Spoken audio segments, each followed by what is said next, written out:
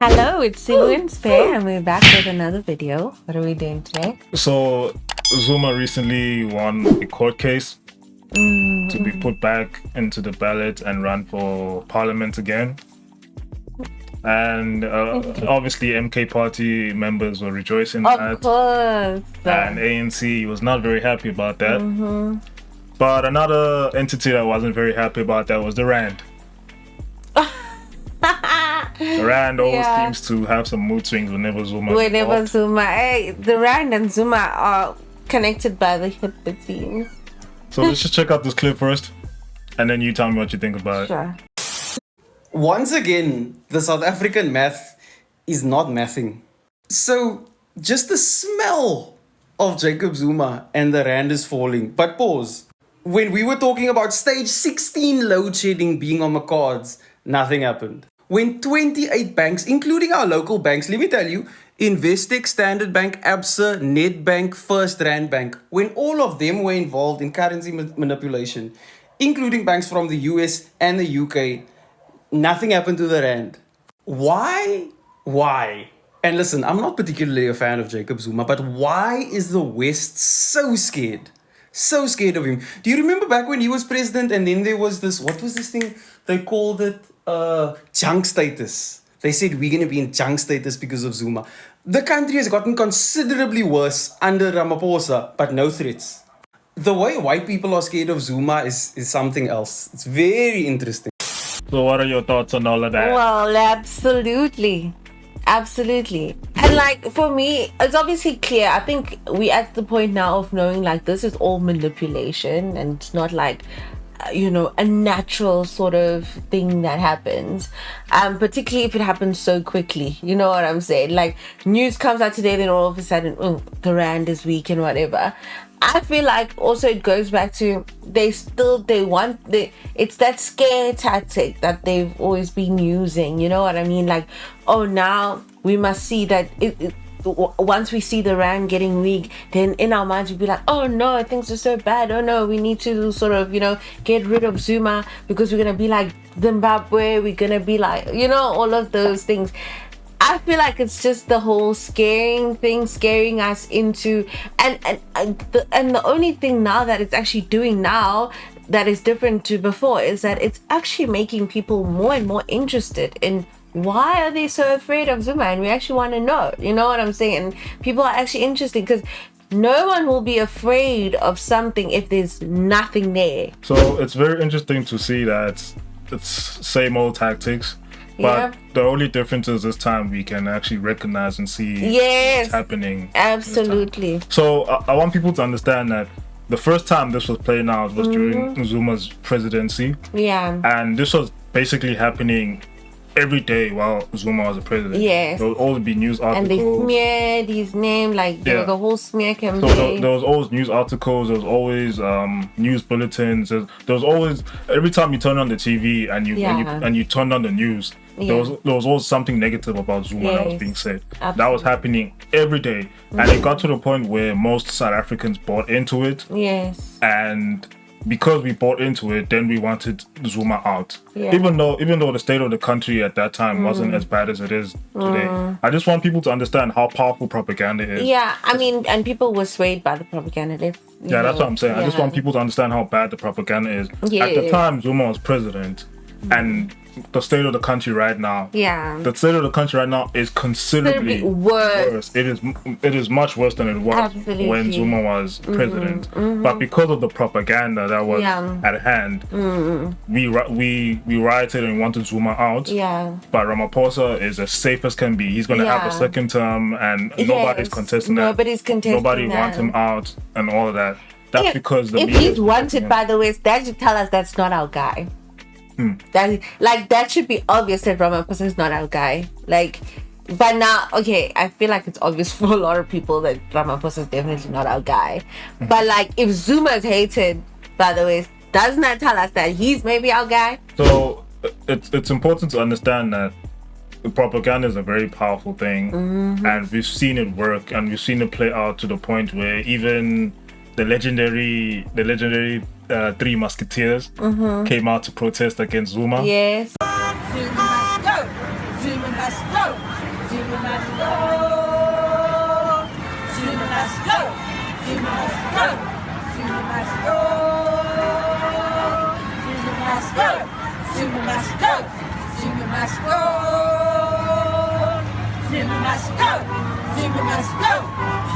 That's how powerful the propaganda is. And again, to show the reverse of that, Cyril's performed much worse than Zuma, but because the media didn't come out.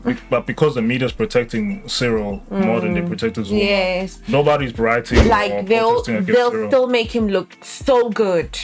Despite everything we've heard of Cyril, like Cyril had a bad name even before he became president. Let's be honest. Like he didn't, with the whole Marikana scandals and all of that. Like his name was already but then it's like, well, you know, they made sure they cleaned up everything and, you know, made him look like a saint for people, and still are trying to make him look like a saint. The Tumamina campaign as well was what sold Cyril to the people. Yeah. Like the Tumamina campaign, everybody believes that yes, Cyril's reign is gonna be the new dawn. He came because he was a false messiah. He came with the whole, you know, I'm here to save you, send me, you know, that whole Jesus thing coming like, yo, I'm gonna be that guy for you. I'm gonna be your messiah. Then boom, yo, fake. So the difference is between then and now is that people can actually discern and tell that this is propaganda. Yeah. Because Zuma hasn't even done anything yet. That's the thing. He's only been put back into a position to contest. Yeah. And the rand is already tanking. He hasn't even done anything. Absolutely. That's how. Like he hasn't. No one's saying that he's gonna be president of the MK. Nobody's saying he's gonna actually, like, nothing, no action. Only he's back. He, you know, like, and he can be back in parliament. Yes, that's the only thing that's happening right now, and the rand is already tanking. So imagine how much. I love that. More propaganda. This is the politics we need. I love this. Honestly, this is beautiful. And it also goes. We also need to follow, like, who owns the media. Yeah. If you follow who owns the media, it's the very same people that fund the ANC. It's the very same people that fund Cyril. It's the very same people that Cyril is very cozy with. Yeah. That Cyril has been very cozy with for a very long time. So that's why you see the media is much more protective of Cyril than they are of Zuma. Absolutely. And on top of that, because Cyril is there to protect the interests of the people funding him, they will protect him. But Zuma is solely there to basically go against those people and try to liberate the rest of South Africa. That's why they smear him as much as they do. But the nice thing is now people are seeing right through that. Right through that. People actually. This is very interesting. Let's not fall for these tactics. These are tactics. Let's not be worried. Oh, the rand is going down. No, man. We know these people manipulate it. So why? You need to be very cognizant of the media and the news that you follow. Yep. Because based on the interest of the people who own or fund the news will perpetuate a certain propaganda. So we've seen how effective propaganda is against Zuma. It's the main reason why he was ousted as president. It's because of the constant propaganda against him. Yep. But even now, like over these past few years,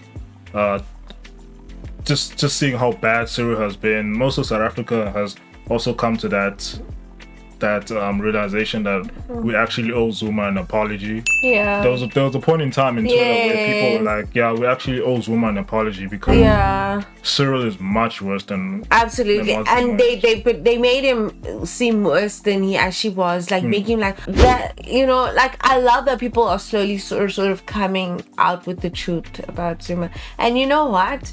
Well, people will smear your name, make you look bad, but the truth will always come, you know, every way of coming out. So your name will be restored. Even though we are aware of how propaganda works and how the media works, it still can affect us. Like, let's just go back during Zuma's presidency.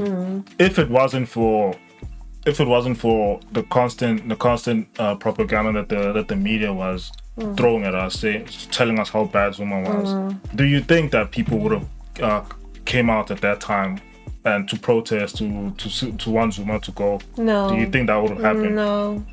Or let's just reverse it. We never really had a reason to. Yeah. Well, besides load shedding, but he stopped that as well. Yeah. Well, let's just reverse it.